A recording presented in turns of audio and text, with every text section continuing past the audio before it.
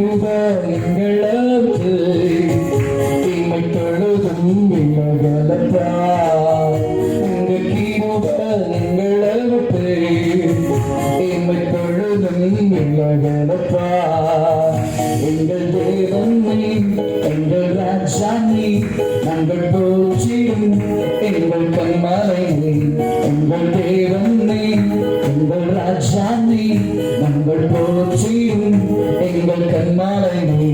எங்கள் தேவன் நீ, எங்கள் ராஜா நீ, நாங்கள் போற்றிடும் எங்கள் கண்மலை நீ. எங்கள் தேவன் நீ, எங்கள் ராஜா நீ, நாங்கள் போற்றிடும் எங்கள் கண்மலை நீ. இந்த பாடத்தில் அங்கிள் அவர்கள் நடத்துவார்கள். அருமையான சபைக்காய், போதகருக்காய், குடும்பத்திற்காய் வாய்ப்பினை தந்த தேவாதி தேவனே உமக்கும் சபைக்கும் நன்றி செலுத்துகிறேன். தொடர்ந்து உடைய நாம் பயன்படுத்த அந்த இயேசுவின் மூலம் ஜெபிக்கிறாங்க நல்ல பிதாவே. ஹல்லேலூயா. நான் எதோ படிச்சிருக்கோம், ஞாபகம் இருக்கா? காலையில் எடுத்தது சாயங்காலம் மறந்துடும். சரி, இந்த புத்தகங்களை பழைய ஏற்பாட்டு புத்தகத்தை 10 பாகங்களாக பிரித்தோம், ஞாபகம் இருக்கா? இதெல்லாம் இங்கேருந்து ஸ்க்ரீனை 2ஆக பிரிச்சிருக்கோம். புரியுதா?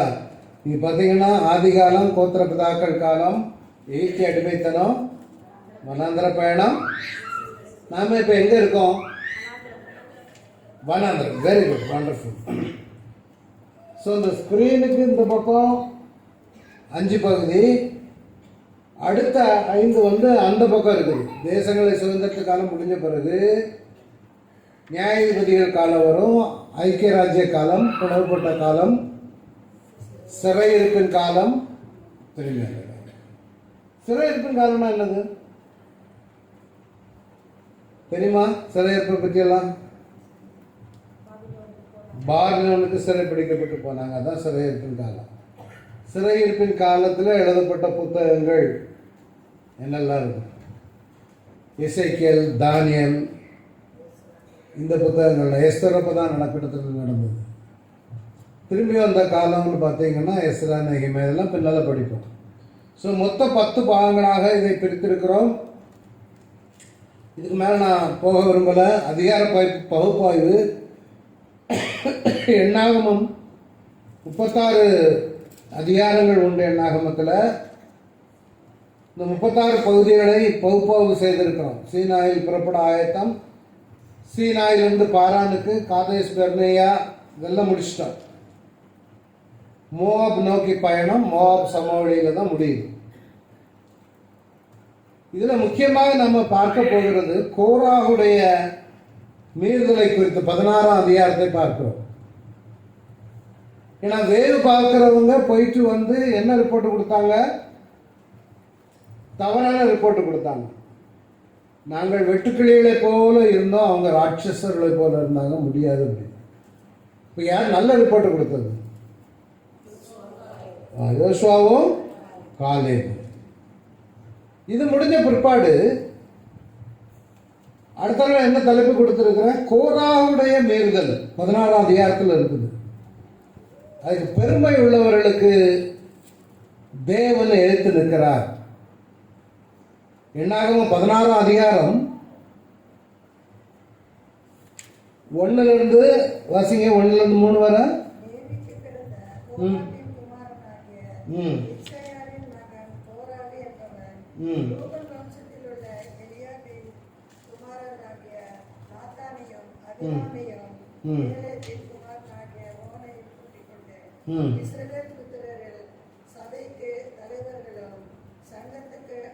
அழைக்கப்பட்டவர்களும்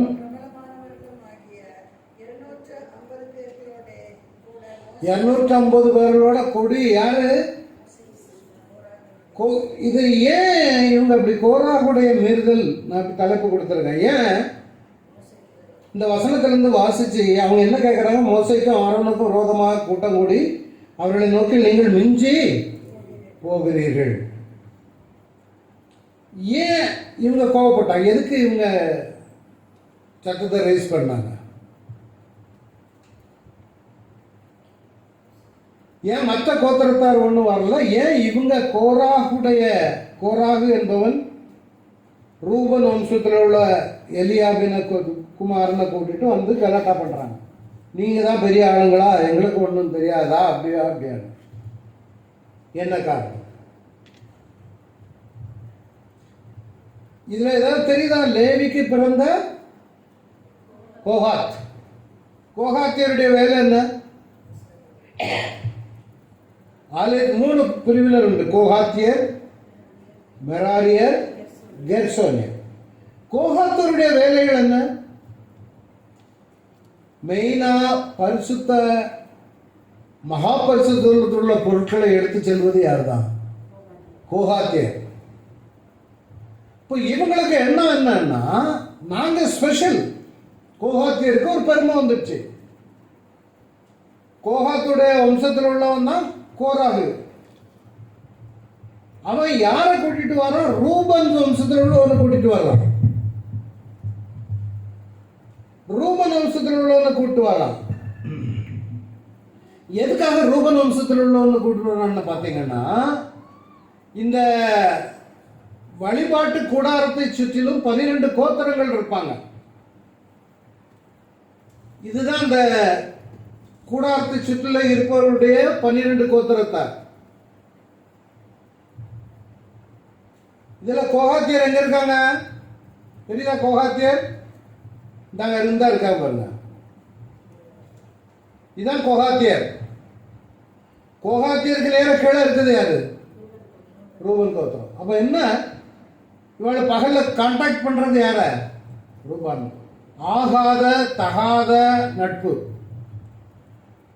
இவங்களுக்குள்ள ஒரு பயிற்சி. இது எங்கேயுமே நடக்கிற ஒரு சம்பவம். ஒரு ஊழியக்காரன் ஊழியம் செய்யும் பொழுது சபையில உள்ள, நான் அபுதாபியில் இருக்கும் பொழுது ஒரு சகோதரருக்கு கொஞ்சம் பைபிள் படிச்சுட்டாரு.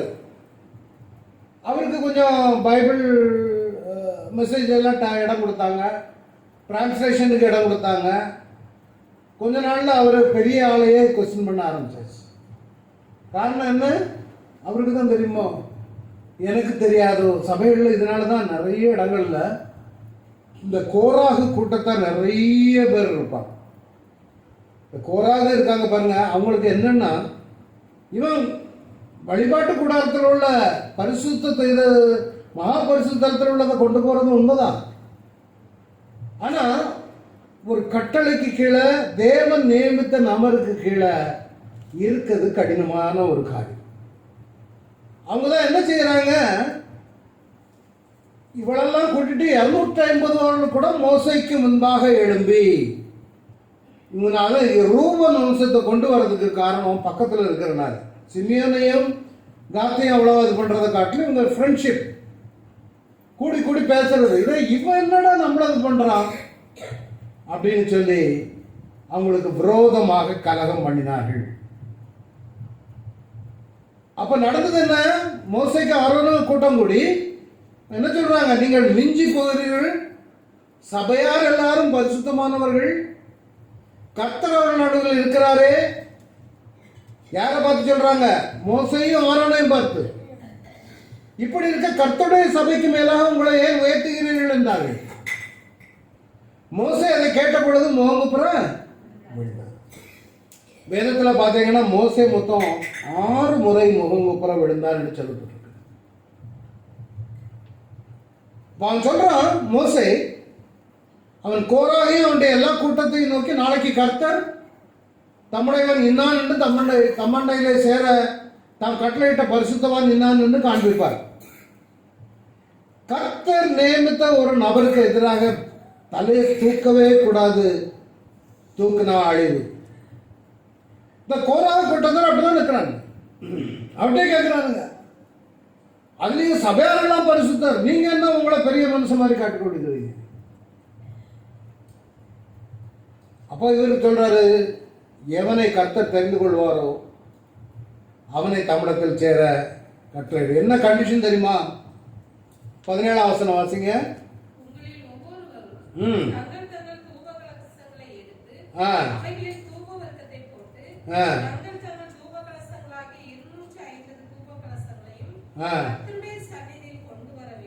ஆ நீயும் ஆரோனும் தங்கள் தூபகலசத்தை கொண்டு வாருங்கள் என்றான். ஆமா, எல்லாரும் அவங்கவுங்க தூப கலசம் கொண்டு தூபம் காட்டுங்க. யார் யார் அனுமதிக்காரோ அவர் தான் யாரு? தேவனால் தெரிந்து கொள்ளப்பட்டவர்கள். வாசிங்க 18. அப்படியே அவரவர் தங்கள் தங்கள் தூபகலசங்களை எடுத்து ஆ. அவைகளில் அக்கினியையும் தூபவர்க்கத்தையும் போட்டு ஆ. ஆசரிப்பு கூடார வாசலுக்கு முன்பாக வந்து நின்றார்கள். அப்பொழுது மோசேயும் ஆரோனும் அங்கே நின்றார்கள். அவர்கள் அவர்களுக்கு விரோதமாக கோராகு சபையெல்லாம் ஆசரிப்பு கூடார வாசலுக்கு முன்பாக கூடி வரும்படி செய்தான். அப்பொழுது கர்த்தருடைய மகிமை சபைக்கெல்லாம் காணப்பட்டது. அப்பொழுது கர்த்தருடைய மகிமை எப்பெல்லாம் அந்த பிரச்சனைகள் வரும் பொழுதெல்லாம் கர்த்தருடைய மகிமை இங்கே காணுவதை பார்க்கலாம். அடுத்த கர்த்தர் சொல்ற என்ன சொல்றாரு? வாசிங்க, தொடர்ந்து வாசிங்க. கர்த்தர் மோசேயோடும் ஆரோனோடும் பேசி, இந்த சபையை விட்டு பிரிந்து போங்கள், ஒரு நிமிஷத்திலே அவர்களை அதமாக்குவேன் என்றார். 31, 32. அவன் இந்த வார்த்தைகளை எல்லாம் சொல்லி முடித்த உடனே அவர்கள் நின்றிருந்த நிலம் பிளந்தது. பூமி தன் வாயை திறந்து அவர்களையும் அவர்கள் வீடுகளையும் கோராகுக்குரிய எல்லா மனிதரையும் அவர்களுக்கு உண்டான சகல பொருட்களையும் விழுங்கிக் கொண்டது. 33. அவர்கள் தங்களுக்கு உண்டானவைகள் எல்லாவற்றோடும் உயிரோடே பாதாளத்தில் இறங்கினார்கள். பூமி அவர்களை மூடிக்கொண்டது. இப்படி சபையின் நடுவில் இருந்து அழிந்து போனார்கள். ஆமா, அழிவுக்கு முன்னானது என்னது? அகல். இங்க ஜனங்கள் பூமி ஒடுங்கினது,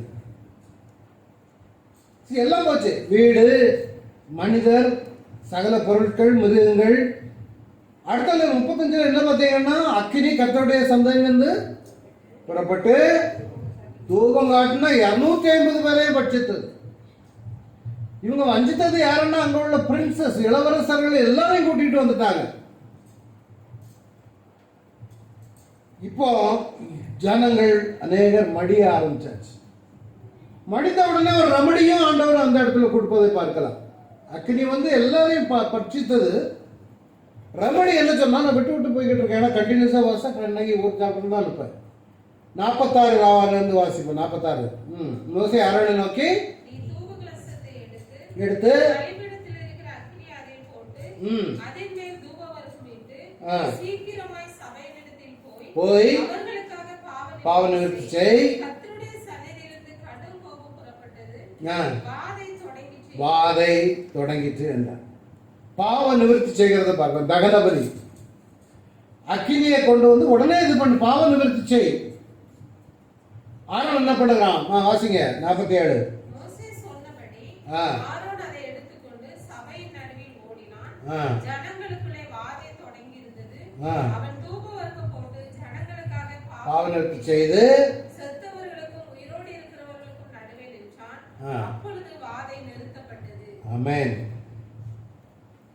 அன்னைக்கு இந்த வாதையின் நிமித்தம் இறந்தவர்கள் மொத்த பேர் எத்தனை பேர் பாருங்க. அதுக்கு அடுத்த வசனம் வாசிங்க 49.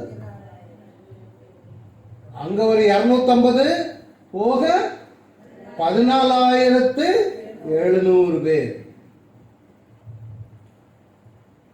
காரணம் ஒரே காரணம். அதனால சபைகளுக்குள்ள நம்ம கொஞ்சம் அறகுறையா கொஞ்சம் தெரிஞ்சாலும் உடனே எண்ணம் வந்துடும். என்னுடைய உண்மையை நான் ஃப்ராங்கா சொல்றேன்னா, என்னுடைய ஊழிய துவக்க காலத்தில் எங்கள் சபையில் வந்து நிறைய விதவிதமான ஊழியர்கள் இருப்பாங்க. ஒரு வாரத்துக்கு ஒரு ஆள் வச்சு ஒரு வாரம் ஒரு மெசேஜ் எடுத்தாருன்னா முதல் வாரம் எடுக்கிறவருக்கு மெசேஜ் மாதிரி 2வது வாரம் இருக்காது. 3வது வாரம் வேற ஒரு எடுப்பார், 4வது வாரம் நான் எடுப்பேன். இப்படி எடுத்துக்கிட்டு இருக்கும் பொழுது என்னுடைய அந்த நாட்களில் உட்காரும் போது நான் என்னடா எடுக்காரு அப்படின்னு தோணும். இதை வளர விட்டோம்னா வைங்களேன். அதனால தான் என்னுடைய பைபிள் ஸ்டடியிலே நிறைய பேர் நீ என்னெல்லாம் எடுக்கிறது நான் என்ன கேட்கறது. ஒரு கேம்புக்கு போவேன், லேபர் கேம்ப். அங்கே ஊழியம் நான் பைபிள் ஸ்டடி எடுத்துகிட்டு இருக்கும்போது 1-2 பேர் இப்படி ரொம்ப கஷ்டமாக இருக்கும் எனக்கு அவங்கள பார்த்தா. பதிலும் சொல்ல மாட்டாங்க. கடைசி அந்த நபர்கள் எல்லாம் சபையை விட்டு போய் தனியாக ஆரம்பிக்க போகிறோன்னு போனாங்க. எங்கே போனாங்கன்னு தெரியல.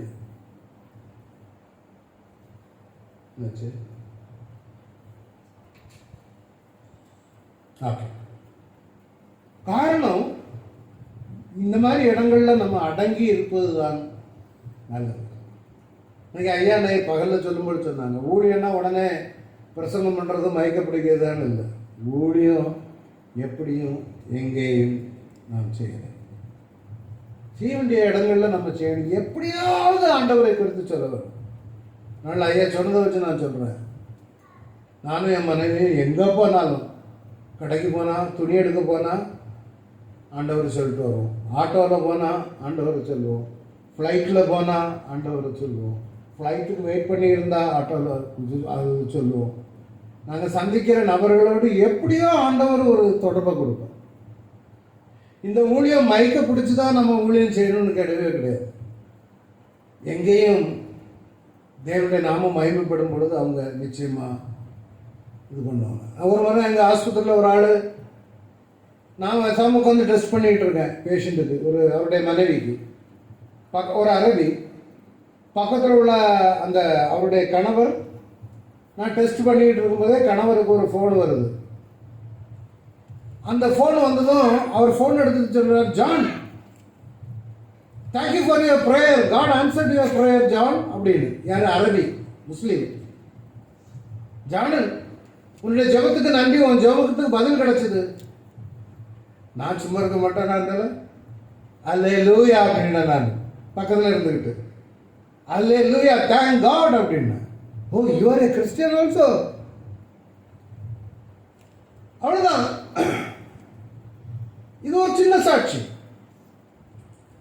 நான் சொல்ல வரேன், நம்ம ஊழியங்கிறது அது மாதிரி வேறொரு தடவை இப்படிதான். நான் ஒரு பையன் 10 வயசு பையனை வீல் சேரில் கொண்டு வரோம். திடீர்னு நடக்க முடியாமல் ஆகிப்போச்சு. அரபி, அதே மாதிரி யாரும் இல்லை.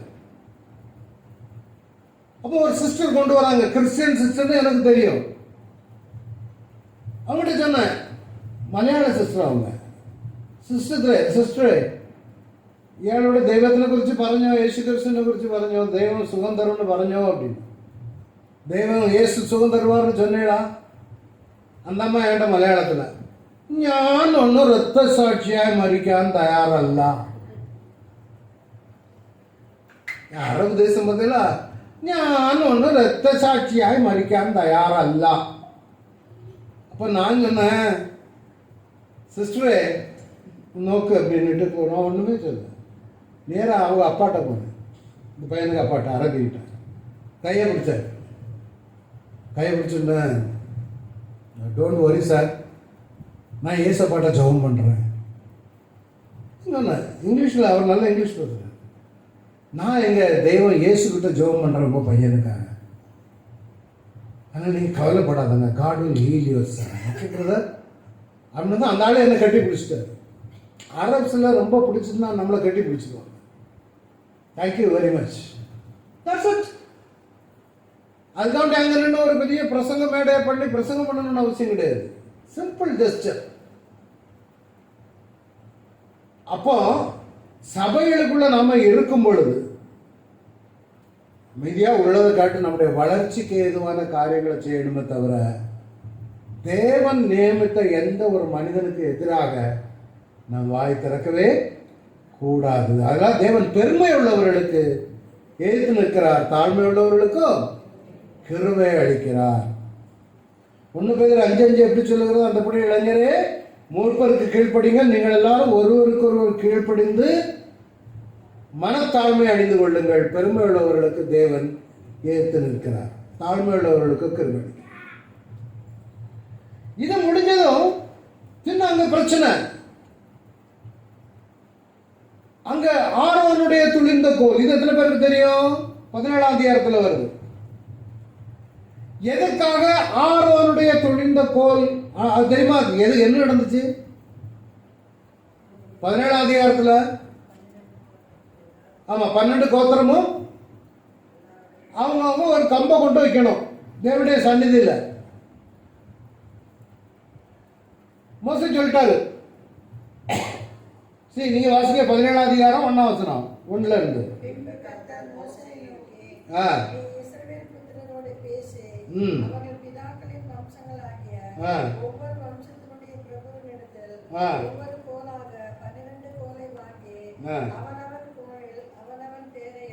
எதுக்கு 12 கோலை உள்ள கொண்டு வைக்க சொல்றாரு? அவங்க ஒரு கோத்திரத்துடைய 12 கோத்திரத்துடைய பேர் எழுதி உள்ளுக்கு வைங்க. எதுக்கு இந்த ஒரு இதை கொடுத்தாரு? புரியுதா இல்லையா? கர்த்தருக்கு தேவன், அதாவது அவங்க நினைச்சுக்கிட்டாங்க மோசே ஆரோன்லாம் ரொம்ப மிதமிஞ்சு போறாங்க, கோராக கூட்டத்தாருக்கு நினைப்பு நாங்க ரொம்ப பெரிய ஆளுங்க. Okay, let us prove it. தேவன் யாரை நியமிக்கிறாரோ அவங்க தான் தேவனால் தெரிந்து கொள்ளப்பட்டவர். அதுதான் அந்த டெஸ்டி உள்ள தேவன் அனுமதிக்கிறார். இப்போ எல்லாரும் பேர் எழுதி கொம்ப கொண்டு உள்ள போச்சாச்சு. 7ஆம் வசனம்.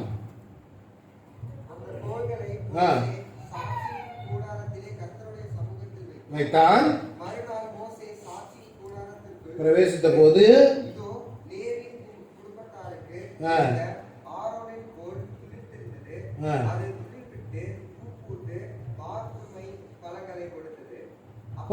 போதுங்க.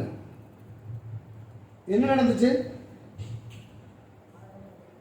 ஆரோன் கோல் தெளித்திருந்தது உண்மைதான். இதுல மிரக்கல் என்ன வந்துச்சு? இன்னொரு பெரிய மிரட்டல் இருக்குது. என்னது? பழம் ஒரே ராத்திரியில காய் காத்து, பூ பூத்து, காய் காத்து, பழுத்து கொடுத்தது. அப்போ தேவன் தெரிந்து கொண்ட ஆள் யாருங்கிறது திரும்பியும் தேவன் நிரூபிப்பதை பார்க்க. தேவனால் நியமிக்கப்பட்ட ஒரு மனிதன், தேவனால் ஒரு ஊழியம் கொடுக்கப்படுமானால் அதுக்கு எதிராக யாரும் நிற்க முடியாது. நிறைய சபைகள் பிரிவினை வருவதற்கு காரணம் இது. அதனாலதான் ரொம்ப யாரையும் உண்மையில எனக்கு தெரியும், யாரும் சபையில முன்னால விட மாட்டாங்க. இப்போ நான் இங்க வந்தேன், என்ன பார்த்தாங்க, உடனே இளங்கோ அங்கிள் நீங்க வாங்க அபிஷேக் எடுங்கன்னு சொல்லி விடல. கொஞ்ச நாள் பார்த்தீங்க இல்லையா? ஆமா, பார்க்கணும், அது கட்டாயம் தேவை. ஆள் எப்படின்னு இல்லைன்னா ரெண்டாக்கிடுவாங்க. கேர்ஃபுல்லாக இருக்கும். அதில் ஞானம். இப்போ அண்மையில் கூட ஒரு சம்பவத்தை குறித்து பேசும் பொழுது ஒரு ஞானமான ஒரு பதிலை கொடுத்தேன். சில நபர்கள் பல வித்தியாசமான நோக்கங்களோடு வருவாங்க. அதை புரிந்து கொள்ளுகிற ஒரு பக்குவ பாஸ்டருக்கு ஆண்டவர் கொடுத்துருக்கிறார். ஆனால் உண்மையிலே தேவனுக்கு நன்றி செலுத்துகிறார். இந்த வயதில் இவ்வளவு பக்குவமாக தேவன் செயல்பட வைத்திருக்கிறார். இன்னொரு அற்புதமான காரியம், இந்த உயிர்த்தெழுதல், இந்த மரம் உயிர்த்தெழுது பார்த்தீங்களா? எதை குறிக்குதுன்னா மனிதனுடைய உயிர்த்தெழுதல். மரணத்திலிருந்து தேவன் உயிர்த்தெழ வைக்கிறார். அல்லேலூயா. மரித்து போன சரீரத்தை உயிர்ப்பிக்கிற தேவன். இது கிறிஸ்துவின் உயிர்த்தெழுதலை முன்கூட்டியே அறிவிக்கிற ஒரு காரியம். சாதாரண கோல் தான், கம்பு தான், ட்ரை ஸ்டிக்கு. ஆனா அது பூ பூத்து பழம் காய்த்து பழமும் வருமானால் மரித்த சரீரத்தை ஆண்டவர் எழுப்ப வந்தவராக. அல்லேலூயா. எப்பெல்லாம் உயிர்த்தெழுதல் நடக்கும்? நம்ம மரித்த சரீரம் உயிர்த்தெழுமா எழாதா? இல்லையா? கிறிஸ்துவுக்குள் மரித்தவர்கள் முதலாவது, பின்பு உயிரோடுக்கு நாமும் எடுத்துக்கொள்ளப்பட்டு இவ்விதமா அவரோடு கூட இருப்போம். இது ஒரு உயிர்த்தெழுதல். வேற எப்போ உயிர்த்தெழுதல் இருக்கும்? பொதுவான உயிர்த்தெழுதல் இருக்குது. அது மரணமும் பாதாளமும் தன்னுடைய மரித்தோரை ஒப்புவித்தது என்று வரும். சமுத்திரம் வாசிங்க, வெளிப்படுத்தின விசேஷம் 20:13.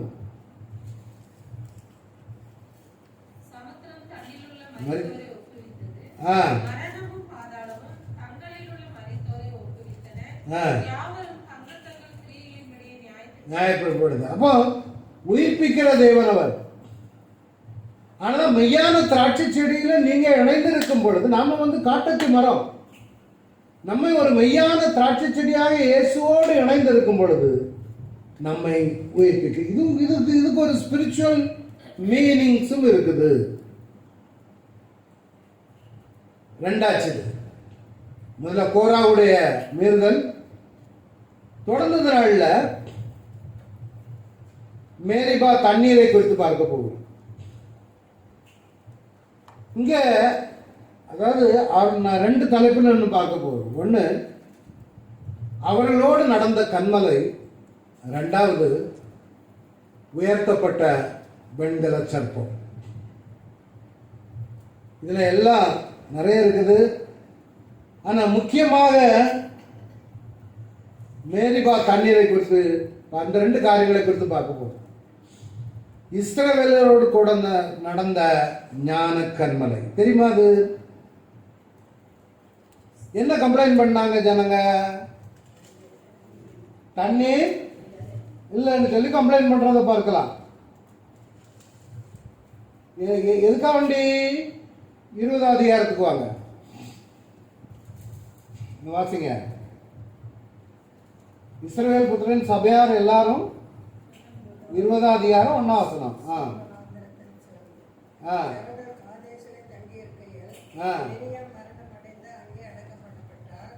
ஜனங்களுக்கு தண்ணீர் இல்லாதிருந்தது. அப்பொழுது அவர்கள் மோசேக்கும் ஆரோனுக்கும் விரோதமாக கூட்டம் கூடினார்கள். போதும். இப்ப தண்ணீர் இல்லாம என்ன ஆச்சுது? மோசேக்கும் ஆரோனுக்கும் விரோதமாக கூட்டம் கூடினார்கள். இதுக்கு முன்னால யாத்திராகமம் 17ஆம் அதிகாரத்திலையும் இந்த தண்ணீரை குறித்து வருது. ஒரே அடுத்தல பார்க்கலாம்.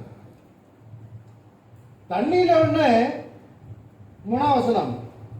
ஜனங்கள் வாக்குவாதம் பண்ணி எங்கள் சகோதரர் கர்த்தருடைய சன்னதியில் மாண்டபோது நாங்களும் மாண்டு போயிருந்தால் நலமாய் இருக்கும். இதுதான் நான் முன்னாடியே சொன்ன இதேதான். நாங்களும் செத்தா நலமா இருக்கும். அப்பதான் ஆண்டவர் என்ன சொல்றாரு? 8வது வசனத்துல கோலை எடுத்துக்கொண்டு செய்து எல்லாரும் சேர்ந்து வாசிப்பேன். திருப்பி இன்னொரு தடவை. நீ கோலை எடுத்துக்கொண்டு சகோதரனாகிய ஆரோனும் கூடி வர செய்து அவர்கள் கண்களுக்கு முன்பாக கண்மலையை பார்த்து அப்பொழுது வாசிங்க. அப்பொழுது அது தன்னிடத்தில் உள்ள தண்ணீரை நீ இப்படி அவர்களுக்கு கண்மலிருந்து தண்ணீர் புறப்பட பண்ணி சபையாருக்கும் மிருகங்களுக்கும். ஆண்டவர் என்ன சொன்னாரு? கண்மலையை பார்த்து பேசு. ஏன் அடிக்க சொல்லு? முதல்ல அடிக்க சொன்னாரா? ஒரு பார்க்கலாம். இங்க கண்களுக்கு முன்பே கண்மலையை பார்த்து பேசுங்கள். 10ஆம் வசனம். மோசேயும் ஆரோனும் சபையாரின் கண்களுக்கு முன்பாக கூடி வர செய்தார்கள். அப்பொழுது மோசே அவர்களை நோக்கி, கலகக்காரரே கேளுங்கள், உங்களுக்கு இந்த கண்மலையில் இருந்து நாங்கள் தண்ணீர் புறப்பட. என்ன சொல்றாங்க? கலகக்காரரே. இவரும் கொஞ்சம் டென்ஷன் ஆகிறாரு மோசே என்று சொல்லி கலகக்காரரே கேளுங்கள், உங்களுக்கு இந்த கண்மலையில் இருந்து நாங்கள் தண்ணீர் புறப்பட பண்ணுவோமோ என்று சொல்லி தன் கையை ஓங்கி கண்மலையை தன் கோலினால் 2 தரம் அடித்தான். உடனே தண்ணீர் ஏராளமாய் புறப்பட்டது. சபையார் குடித்தார்கள். அவர்கள் மிருகங்களும் குடித்தது. பின்பு கர்த்தர் மோசேயையும் ஆரோனையும் நோக்கி, இஸ்ரவேலின் புத்திரரின் கண்களுக்கு முன்பாக என்னை பரிசுத்தம் பண்ணும்படி நீங்கள் என்னை விசுவாசியாக போனபடினால் இந்த சபையாருக்கு நான் கொடுத்த தேசத்துக்குள் நீங்கள் அவர்களை கொண்டு போவதில்லை என்றார். புரியுதா? மோசே ஏன் கானான் தேசம் நுழைய முடியல? கீழ்ப்படியல. என்ன கீழ்ப்படியல? அவர் என்ன சொன்னாரு? கண்மலையை பார்த்து பேசுங்கள். 12ஆம் வசனம் திருப்பி வாசிப்போம் சேர்ந்து. பின்பு கர்த்தர் மோசேயையும் ஆரோனையும் நோக்கி, என்னை பரிசுத்தம் பண்ணும்படி. அப்படின்னா என்ன அர்த்தம்? ஏன் என்னை பரிசுத்தம் பண்ணும்படி? என்னை விசுவாசியாமற் போனபடியினால் அது என்னை பரிசுத்தம் பண்ணும்படி. அவர் என்ன சொன்னாரு? பேசுன்னு தானே சொன்னாரு. பேசுனாங்களா? அவர் பரிசுத்தமுள்ள தேவன் தானே. அப்ப அந்த பரிசுத்தமுள்ள தேவனுக்கு மோசே கீழ்ப்படிந்தாரா இல்லையா? அப்ப ஜனங்க பார்வையில எப்படி இருந்துச்சு? அவ்வளோ பெரிய தேவன் சொல்றாரு பேசுன்னு. சபையாருக்கு முன்பாக இங்க என்ன போட்டிருக்குது? நீங்கள் என்னை விசுவாசியாமல் போனபடி. ஏன்? ஓரேபில் அடிச்சாங்க அன்னைக்கு. அதுவும் ஒரு சம்பவம். ஓரேபுக்கு வர இடத்துல நீங்கள் என்னை பரிசுத்தம் பண்ணும்படி, அதாவது எனக்கு கீழ்ப்படியாமல் அப்படின்னா இன்னும் ஒரு மாற்றி சொன்னா, என்னை அசுத்தவானாக மாற்றி விட்டீர்கள். எப்ப நாம் தேவனுடைய வசனத்திற்கு கீழ்ப்படியலையோ நாம அவரை பரிசுத்தம் பண்ணலன்னு அர்த்தம். அவர் பரிசுத்தமானவர்னு நம்ம நினைக்கலன்னு அர்த்தம். அவரை நான் விசுவாசிக்கலன்னு அர்த்தம்.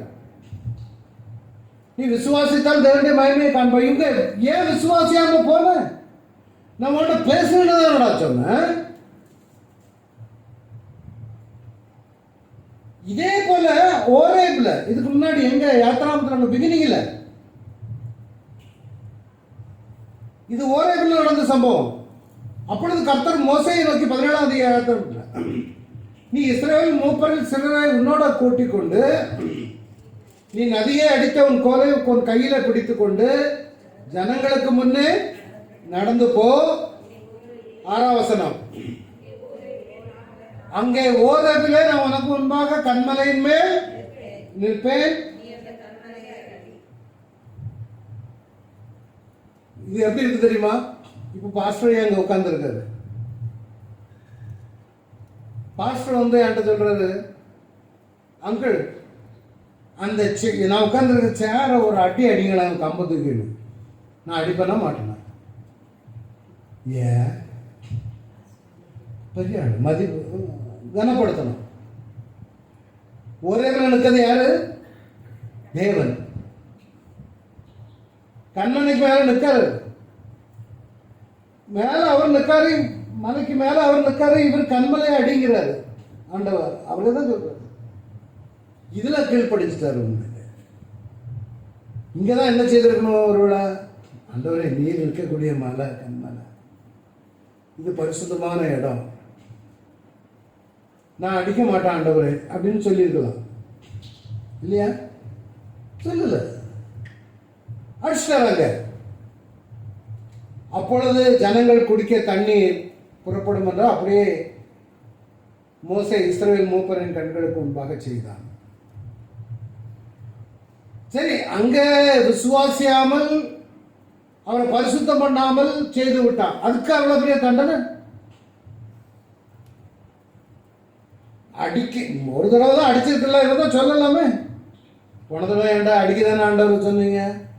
நான் அது மாதிரி எனக்கு ஒரு சந்தேகம் வந்துட்டு, ஒருவேளை அடிக்கலைன்னா, அடிச்சு தண்ணி வரலன்னா, பேசி தண்ணி வரலன்னா, அதனால இல்லை அப்படியெல்லாம் திங்க் பண்ணல. அவர் கோபத்தில் தூக்கி கலகக்காரரைன்னு தூக்கி அடிச்சிட்டார். ஆனால் ஒரு ஆழமான ஒரு சத்தியம் உண்டு. அதான் ஞான கண்மலை. 1 கொரிந்தியர் 10ஆம் அதிகாரத்தில் பார்த்தீங்கன்னா முதல் 3 வசனங்கள்ல 4 வசனங்கள், நம்முடைய பிதாக்கள் எல்லாரும் மேகத்திற்கு கீழாக இருந்தார்கள், எல்லாரும் சமுத்திரத்தின் வழியாய் நடந்து. 2ஆம் வசனம் எல்லாம் சேர்ந்து வாசிப்போம். எல்லாரும் மோசேக்குள்ளாக மேகத்தினாலும் சமுத்திரத்தினாலும். அது என்ன? மேகத்தினாலும் சமுத்திரத்தினாலும் ஞானஸ்நானம் வாசித்து அப்புறம் நம்ம திருப்பி பார்ப்போம். ஞானஸ்நானம் பண்ணப்பட்டார்கள். எல்லாரும் ஒரே ஞான போஜனத்தை ருசித்தார்கள்.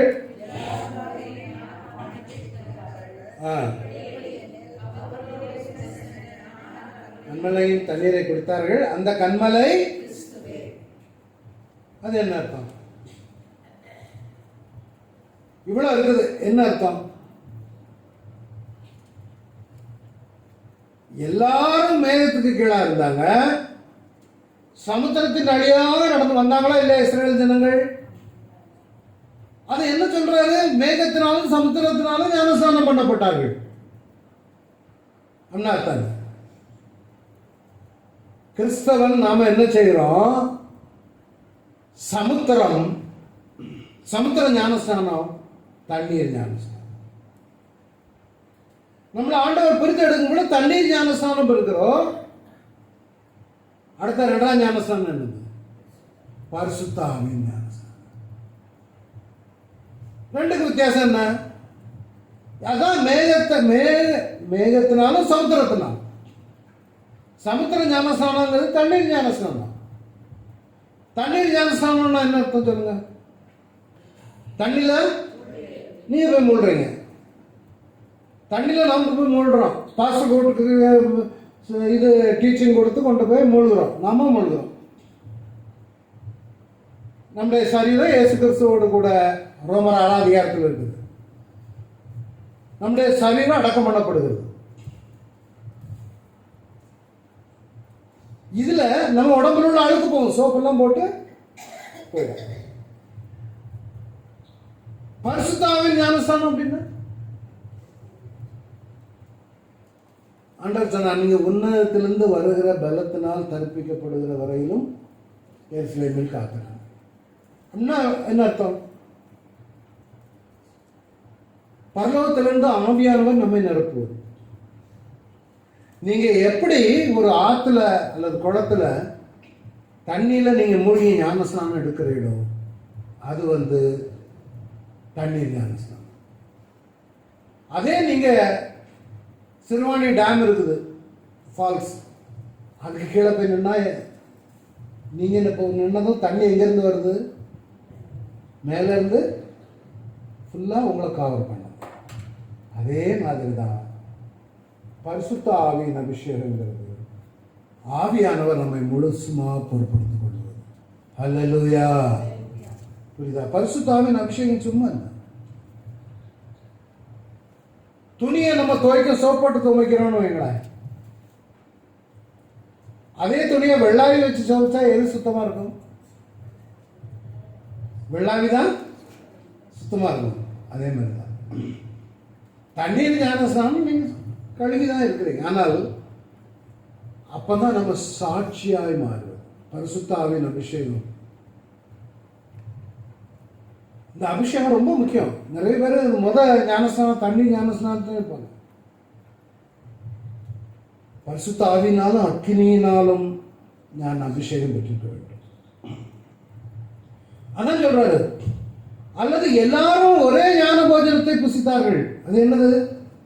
வானத்திலிருந்து வந்த மன்னா, வசனம். இப்ப நம்முடைய வாழ்க்கையில வசனம் இருக்குது, தண்ணீர் ஞானஸ்நானம் இருக்குது, அபிஷேகம் இருக்குது. திருப்பியும் இயேசுவை சிலுவையில் அரைக்க முடியாது. ஏன்னா ஒரு தடவை அங்க ஒரே அடிச்சாச்சு. இந்த முறை நீங்க பார்த்து பேசதான் முடியுமே தவிர திரும்ப திரும்ப திரும்ப இயேசுவை சிலுவையில் அரைக்க முடியாது, அரையக்கூடாது. அவர் ஒரே தடம் தான், அவ்வளவுதான். எனக்கு தெரியும் ஒருத்தனை, நண்பன் தான், இந்த காலத்தில் மோசமான ப்ராவர்ட்டி. இந்த வருஷம் பார்த்தா திடீர்னு மக்களை நான் ரட்சிக்கப்பட்டேன், செய்த திருடன் பொருட்கள் எல்லாம் திருப்பி காலேஜில் கொண்டு கொடுத்துருவான், நல்ல பிள்ளையா இருப்பான். வீட்டில் உள்ளவங்களும் கூப்பிட்டு ஞானஸ்நானம் கொடுத்து என் பிள்ளை ரட்சிக்கப்பட்டாங்க. அதே மனிதனை 2 வருஷம் கழிச்சு பார்த்தா என்ன எப்படி இருக்கா, திருப்பி எப்படி இருந்துப்பா. இந்த மாதிரி ஆளுகளை புதுப்பிக்க முடியாது. இயேசு கிறிஸ்து அதனாலதான் எபிரேயர் 9:25 சொல்லுது, பிரதான ஆசாரியன் அந்நிய ரத்தத்தோடு வருஷந்தோறும் பரிசுத்த ஸ்தலத்திற்குள் பிரவேசிக்கிறது போல அவர் அநேகம் தரம் தம்மை பலியிடும்படிக்கு பிரவேசிக்கவில்லை. யாரு? இயேசு கிறிஸ்து. மகாபரிசுத்தம்னா அநேக தரம் பிரவேசித்தாரோ? இல்ல. அப்படி இருந்ததானால் உலகம் உண்டானது முதற்கொண்டு அவர் அநேக தரம் பாடுபட வேண்டியதா இருக்குமே.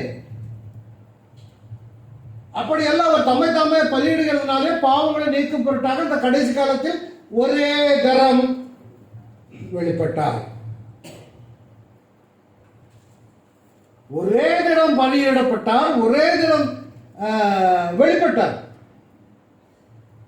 27ஆம் வசனம் வாசித்து வழக்கம் சொல்றேன்.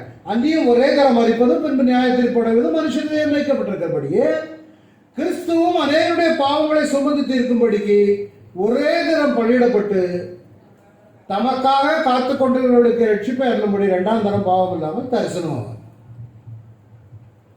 அப்புறம் 2வது சிலுவையில் அறையுதுன்னு அர்த்தம் என்ன? இப்ப நான் என் நண்பனை சொன்னேன், வேற என்னது சிலுவையில் அறையுதுன்னு அர்த்தம் என்ன? நம்முடைய கீழ்ப்படியாமை, கீழ்ப்படியாம பேசிச்சுக்கிட்டு நம்ம வாயில வந்தபடி வாழ்ந்துக்கிட்டு அல்லது நடந்துக்கிட்டு திருப்பி சபையில வந்து ஆண்டவரே இந்த ஒரு விரோதம் இந்த மன்னிங்க மீறிடுவோம் திரும்ப. ஏன்னா அதனாலதான் ஆண்டவர் நியமித்த நியமம் என்னன்னா, அந்த ஞான கண்மலை கிறிஸ்து ஒரே ஒரு தடவை தான் சிலுவையில் அறையப்படும். அவரை திருப்பி திருப்பி திருப்பி நம்ம சிலுவையில் அறைய முடியாது, அறையக்கூடாது. அதான் 2:22 சொல்லுது, நாய் நான் கக்கினதை தின்னவும் கழுவப்பட்ட பன்றி சேற்றிலே பொருளவும் திரும்பினது என்று சொல்லப்பட்ட மெய்யான பழமொழியின்படியே அவர்களுக்கு சம்பந்தது. நிறைய பேருடைய வாழ்க்கையில் அதுதான். நம்ம ரட்சிக்கப்பட்டிருக்கிறோம், ஞானஸ்நானம் இருக்கு, தண்ணீர் ஞானஸ்நானம், அக்கினி ஞானஸ்நானம் இருக்குது, எல்லாம் இருக்குது.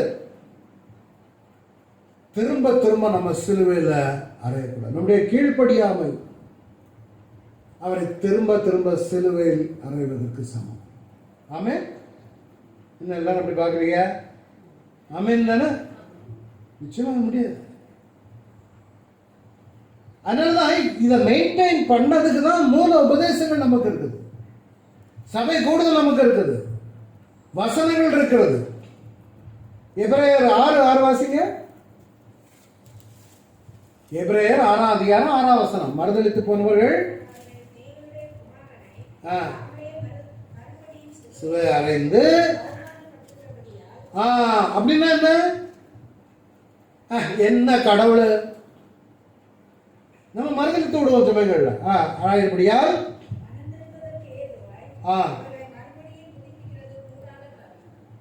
என்ன தெரியுமா, மறுதலித்து போனவர்னா சில சமயங்கள்ல இன்னைக்கு நம்ம மறுதலிப்போம், இன்னைக்கு அவருக்கு பிடித்தமில்லாத சில காரியங்களை செய்துட்டு நாளைக்கு ரிகன்சைல் ஆயிடலாம், நாளைக்கு சரியாயிடலாம் அப்படின்னு நினச்சிக்கிட்டு இருப்போம்னு வைங்களேன். ஒரு மனுஷன் அப்படி நினைக்கிறான், இன்னைக்கு தப்பு செய்துட்டான், இஷ்டமான பேசியாச்சு, அது தேவனுக்கு பிடிக்கல. இது நாளைக்கு ரொம்ப நாளாக நடந்துக்கிட்டே இருக்குது. ஆண்டவர்கிட்ட போய் மன்னிப்பு கேட்குறது, திருப்பியும் பாவம் செய்யுது, ஆண்டவர்கிட்ட மன்னிப்பு கேட்கறது, பாவம் செய்யுது. இவன் இன்னைக்கு நினைக்கிறான் நாளைக்கு திருப்பியும் ஜெபம் பண்ணிடலான்னு. இது கடையில் ஏதோ ஒரு சம்பவம், சரீரம் பலவீனமாயி அன்கான்சியஸ் ஆகிட்டான். அவன் நிலைமை, அவன் மனம் திரும்புறதுக்கு புதுப்பிக்கிறதுக்கு வாய்ப்பே இல்லை. பார்வன் அப்படிதான் தன்னுடைய இருதயத்தை கடினப்படுத்திக் கொண்டே இருந்தான். கேர்ஃபுல்லா இருக்கணும், இதெல்லாம் விளையாட்டு காரியம் இல்லை. நம்முடைய ஒவ்வொரு மூமெண்ட்டையும் ஆண்டவர் பார்க்கிறார். நாம தான் ஆண்டவருக்கு தான் கணக்கு ஒப்புவிக்கணுமே தவிர வேற யாருக்கு இல்லை. He knows. உடைய இருதயத்தின் நினைவு, நீ நடக்கிற பேசுற பேச்சு, பார்வைகள் எல்லாம் இது அதுக்கு சமம். சத்தியத்தை அறிவை அடைந்த பிறகு நாம் மனப்பூர்வமாய் பாவம் செய்கிறவர்களா இருந்தால் பாவங்கள் நிமித்தம் செலுத்தத்தக்க வேறொரு பலி அப்படின்னா என்ன பாவம்? வாயில வந்தபடி பேசணும்னு வைங்களேன், தகாத வார்த்தைகளை பேசுகிறோம். தகாத வார்த்தைகளை பேசும்பொழுது அதே நாமனால துதிக்கிறோம், மகிமைப்படுத்துகிறோம். அதே நாமனால அவரை அது கெட்ட வார்த்தையும் பேசுறோம்னு வைங்க. இதான் மனப்பூர்வமா பாவம் செய்யுது. உடனே பாவனோட நீங்க நினைச்சிடக்கூடாது, உபச்சாரம், கள்ளம், திருடு, கொலை, அது நான் அப்படியெல்லாம் கிடையாது. சின்ன சின்ன காரியம். ஏன்னா எவ்வளவுக்கு எவ்வளவு நமக்கு ஆண்டவர் வசனத்தை கொடுத்துருக்கிறாரோ அவ்வளவுக்கு அவ்வளவு பெர்ஃபெக்ஷன் நம்மகிட்ட எதிர்பார்ப்பாங்க. உங்களுக்கு சரிதானா? எவ்வளவு நம்ம பெற்றுக்கொண்டோமோ, எவ்வளவு போதனையை நமக்கு ஆண்டவர் நமக்கு கொடுத்துருக்கிறாரோ அதுக்கு தக்கதான ரெஸ்பான்ஸ் நம்மகிட்ட இருந்து எதிர்பார்ப்பாங்க. இப்போ ரோட்டில் போகக்கூடிய ஒரு கெட்டவார்த்தை பேசிட்டான், மோசமாக நடந்துட்டான், அல்லது சபைக்கு வராத ஒரு கிறிஸ்தவன், சத்தியம் கேட்காத ஒரு கிறிஸ்தவன் சில வார்த்தைகளை தவறாக பேசிட்டான்னு அது கணக்கு கிடையாது, அதுக்கு அந்த அளவுக்கு இருக்காது. ஆனால் எவனிடத்துல அதிகமாக கொடுக்கப்பட்டதோ, நம்ம தான் நிறைய பைபிள் ஸ்டடி நிறைய இதெல்லாம் இப்போ நினைப்போம், இதெல்லாம் இதுக்கு கேட்காமலே இருந்திருக்கலாம் போல இருக்க. சத்தியத்தை அறிவை அடைந்த பின்பு நான் மனப்பூர்வமாக எப்படியா சில சமயம் இந்த இருதயமே கேடுள்ளதுமாக திருக்குள்ளதுமாக இருக்கிறதுனால நம்மளை விட்டாத பாடுபடுது. ஆனால் நம்மளை கட்டுப்படுத்தி பரிசுத்தத்தை, அதனால் தேவன் பரிசுத்தத்தில் ரொம்ப அக்கறை உள்ளவராக இருக்கிறார். மோசேட்ட தான் சொன்னார், நீ என்ன பரிசுத்தம் பண்ணாமல் போனபடியினால, என்னை விசுவாசியாமல் போனபடியினால. நம்மகிட்ட எல்லாம் கேட்பார், தவறான வார்த்தைகளையோ அல்லது தேவனுக்கு பிடித்தமில்லாத செயலோ நம்ம மனப்பூர்வமாக பாவம் செய்வோமானால் நமக்கும் இந்த நிலைமை தான், வாக்கினை தான் பெறும். அடுத்தது உயர்த்தப்பட்ட வெண்கல சர்ப்பம். அது ஒரு பிரச்சனை. இந்த உயர்த்தப்பட்ட வெண்கல சர்ப்பத்தை பற்றி எவ்வளவு பேருக்கு தெரியும்? சொல்லி முடிச்சிடறேன். ஏதோ தேசத்தை சுற்றி போகும்படிக்கு ஓர் என்ன மலையை விட்டு சுற்றி போறாங்க. தூரம் கூடி போச்சு, ஏன்னா இங்க 40 வருஷம் ஊரை சுத்தணுமே. அதனால ஜனங்கள் தேவனுக்கு மோசத்துக்கு விரோதமாக பேசி 5ஆம் வசனம், எண்ணாகமம் 29:5 பேசி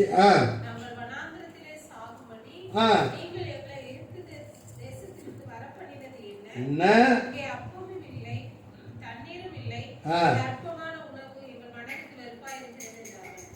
வாசிங்க, தொடர்ந்து வாசிங்க.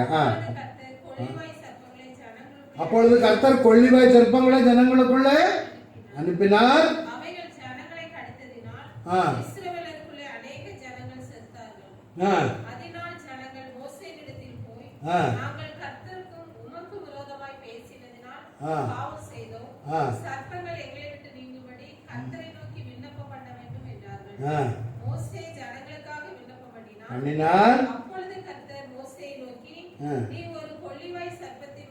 கொள்ளிவாய் சர்ப்பத்தின் உருவத்தை செய்து கம்பத்தின் மேல் தூக்கி வை. கடிக்கப்பட்டவன் எவனோ அவன் அதை நோக்கி பார்த்தால் பிழைப்பான் என்றார்.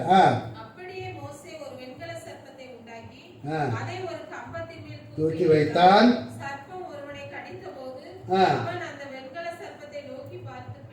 பிழைப்பான். இப்போ செத்தாச்சு, நிறைய பேர் செத்துக்கிட்டு இருக்காங்க. இவங்க முறுமுறுத்ததுனால கொள்ளிவாய் சர்ப்பம் செத்தாச்சு. செத்தவங்க பிழைச்சாங்களா? இல்ல. மோசேட்ட போய் சொன்னாங்க. மோசே என்ன செய்தாரு? ஆண்டவர் என்ன சொன்னாரு? ஒரு சர்ப்பத்தை உண்டு பண்ணி கோயிலில் மேல வை. எத்தனை நாளாக இருக்கும் சர்ப்பம் உண்டு பண்ண? மினிமம் 2 நாளாக தான் இருக்கும். இந்த 2 நாளைக்குள்ள போனவன் தான். அதுக்கு பிறகு உள்ளவனு தான் சர்ப்பத்தை நோக்கி பார்த்து உழைத்து கொண்டார்கள். அப்படின்னா என்னன்னா, பாய்சன் உள்ளுக்கு இருக்குது இல்ல, விஷம். இந்த பாம்பை பார்க்கும் பொழுது இந்த விஷம் இறங்கிச்சு. அதனாலதான் யோவான் இதை எடுத்து பயன்படுத்துகிறார். சர்ப்பமானது மோசையினால் வனாந்தரத்தில், யோவான் 3:14 எல்லாம் சேர்ந்து வாசிப்போமா? சர்ப்பமானது மோசையினால் வனாந்தரத்தில் உயர்த்தப்பட்டது போல மனுஷகுமாரனும் தன்னை விசுவாசிக்கிறவன் எவனோ அவன் நித்திய ஜீவன் அடையும்படிக்கு உயர்த்தப்பட்டார். 16ஆம் வசனம், தேவன்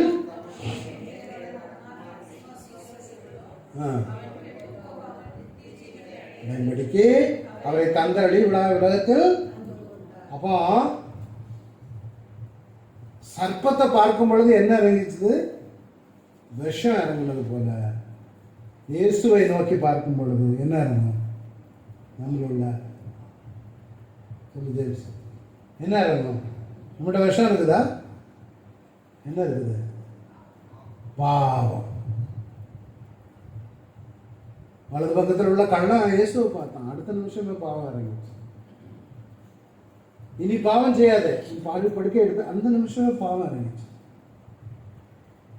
நம்முடைய பாவம் இறங்கணும்னா யாரை பார்க்கணும்?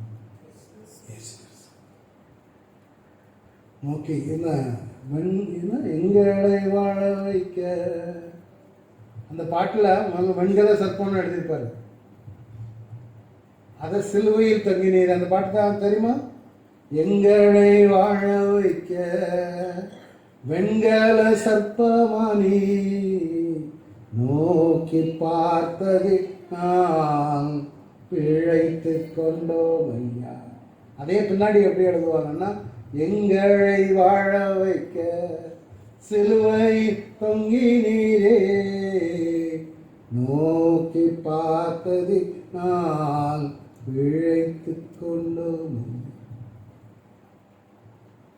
காரணம் அவர் உயர்த்தப்பட்டு எல்லாமே ஆண்டவர் எழுதியிருக்கிற எல்லா காரியங்களும் பிளானாக தான் எழுதியிருக்கிறார். கோராவுடைய மீறுதலை குறித்து பார்ப்போம். கண்மலை குறித்து பேச சொன்னார், அவர் அடித்தார். அவ்வளோ பெரிய தலைவர் கடைசி கானான் தேசத்திற்குள்ள நுழைய முடியும். வந்தாரா மோசே கானான் தேசத்துக்கு? வந்தாரா? வரலையா? வந்தார். எப்போ வந்தாரு? மறுரூப மலையில இயேசுவோடு கூட பேதுரு யாக்கோபு யோவான் போன பொழுது மோசே வந்தார். காண்பித்தக்காரங்க நல்லா ஞாபகம் வச்சுக்காங்க. இயேசுவை திரும்ப திரும்ப சிலுவையில் வரைக்கூடாது. நம்முடைய செயல்கள் மீது வரும். நமக்கு பலவீனங்கள் உண்டு, ஆனால் ரொம்ப ஸ்ட்ரிக்டாக இருக்கணும். வெண்கல சர்ப்பத்தை நோக்கி பார்த்தது போல அவரை நான் நோக்கி பார்த்து கொண்டிருப்போம். நம்மளால அதுதான் ட்ரிக்கு. அவரை பார்த்துடணும் உடனே. அப்போ இந்த பலவீனங்கள்லாம் இறங்கிடும். இங்கிலீஷில் சொல்லுவாங்க WWJD, what would Jesus two. இயேசு என்ன செய்தாரோ அதை செய். நம்ம இப்போ தம்பி தான் என்னை அல்லது ஜபா தான் என்ன திட்டுறாருன்னு வைங்க, நான் ரெஸ்பாண்ட் பண்ணணும். எப்படி ரெஸ்பாண்ட் பண்ணணும்? உடனே பார்க்கணும். இந்த இடத்துல இயேசு என்ன செய்வாரோ நம்ம அதை செய்வோம் அப்படின்னு சொன்னால் அப்போ நமக்கு பயப்பத்துல அப்படின்ட்டு வருவாங்க. அதான் WWJD, what would Jesus two. நமக்கு அதுக்கு தான் அழைத்திருக்கிறேன். இந்த காரியங்கள் இதோட அடுத்த வாரம் அடுத்த மாதம் ஒரு முக்கியமான இந்த பிலேயாம் நம்முடைய ஜனங்களை ஆசீர்வதிப்பதே பெரியன்னு சொல்லி பிலேயாமுடைய பிரசங்கத்தோடு இந்த எண்ணாகம புத்தகம் அடுத்த மாதம் முடியும். இதெல்லாம் ரொம்ப முக்கியமான காரியங்கள். நம்ம தகுதிக்கு நம்ம நிலைமைக்கு மேலே எண்ணாமல் இருக்க வேணும். ஒன்று.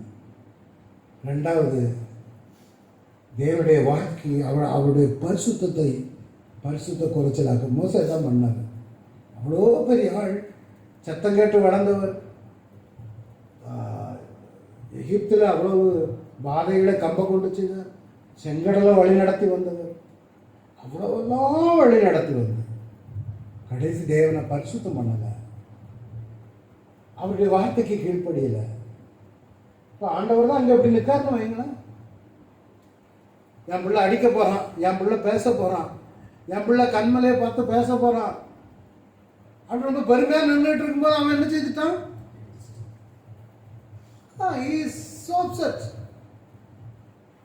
ஏன் நான் என்ன அவ்வளோ மோசமானவனா?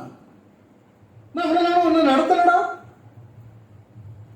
நம்ம சொல்லிடுவோம், அவர் ஆதியத்தில் கொண்ட தீர்மானம் நம்மோடு கூட கண்மலை உண்டு. இயேசு கூட வந்து கொண்டே இருக்கிறார் அவருடைய வாழ்க்கையில்.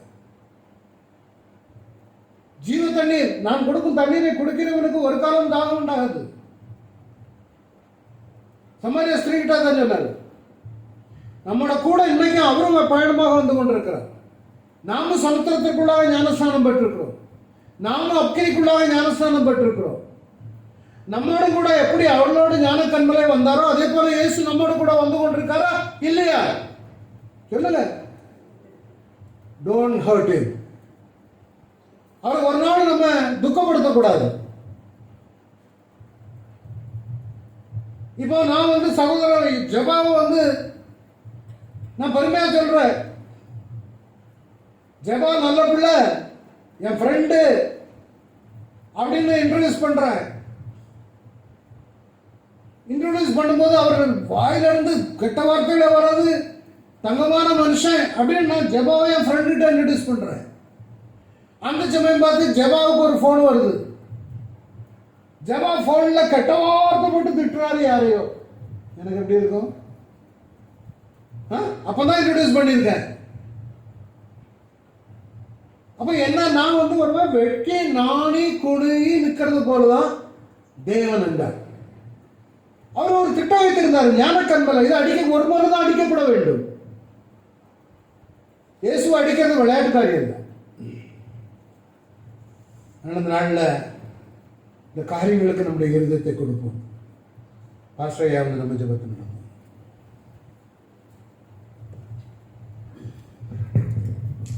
ஜெபிப்போம்.